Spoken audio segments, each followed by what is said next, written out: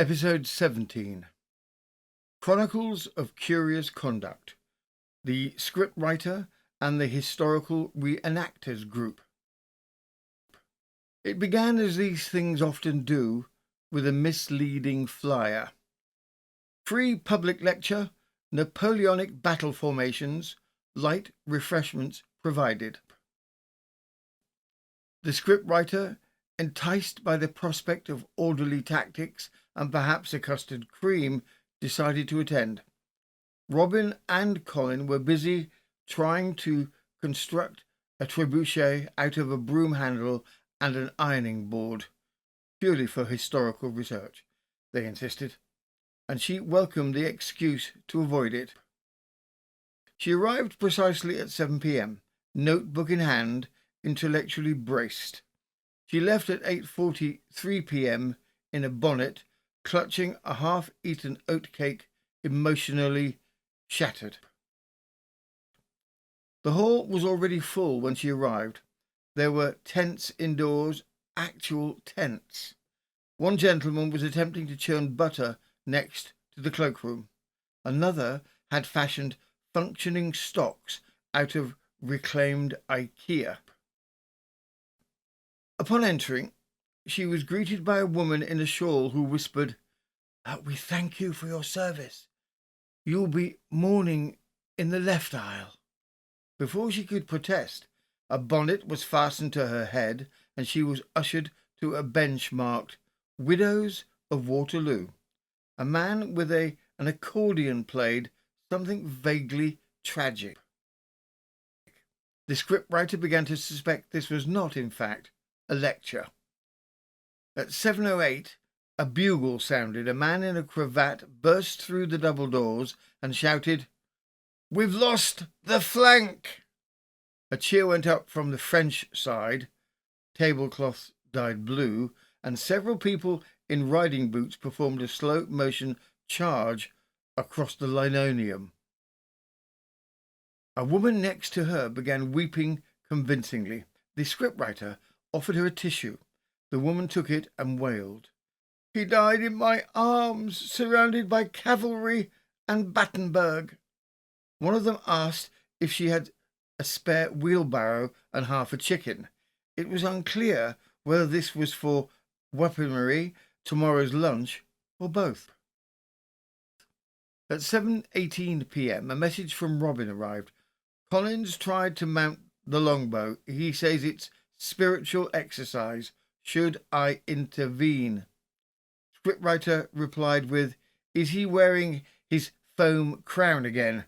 No response, just a picture of a flaming pork pie. At 7:22 p.m, the scriptwriter attempted to leave. She was intercepted by a man in a tricorn hat who demanded to know what business she had in the French Quarter.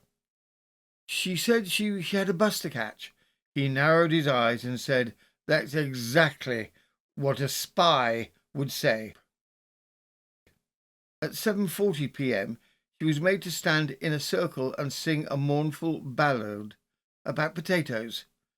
Colin later informed her it's an authentic Irish folk song, but historically misapplied. At 7:55 p.m, she was given a candle and asked to release her grief into the universe. At 8:04 p.m, Robin arrived, having heard there were biscuits and uniforms. He was immediately handed a wooden musket and declared an ensign. Colin followed, donning a fake moustache, yelling, "Vive l'Empereur!" At 8:07 p.m, Colin was now wearing half a tunic, waving what he hoped was a foam sword. He claimed it was forged in the fire of Morrison's seasonal ale. I recognised it as the ironing board cover from Tuesday's laundry incident. At 8:10 p.m, there was a brief skirmish involving shortbread. An arm and finger was used in a manner both tactical and frankly unspeakable. A fig roll was declared contraband. At 8:12, Robin gave a rousing speech which ended in a musical lament for potatoes.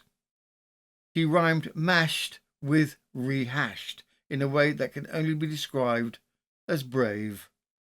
Colin provided interpretive movement using 2 tent poles and a duck decoy.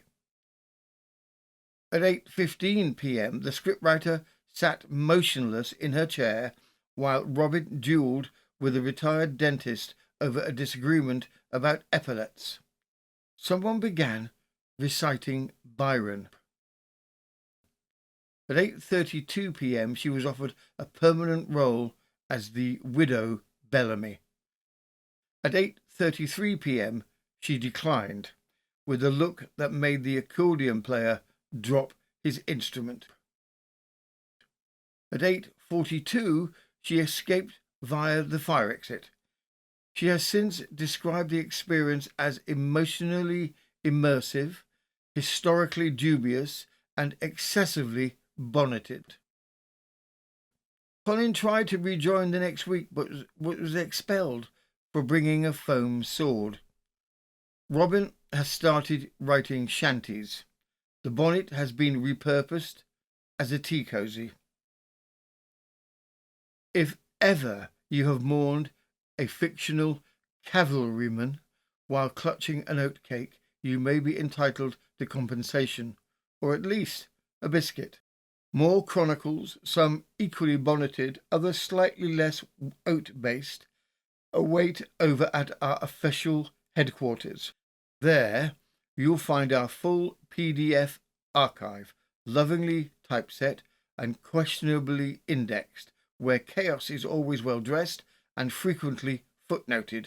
Your support helps Colin's historical misunderstandings, Robin's impromptu laments, and the scriptwriter's increasingly strained patience.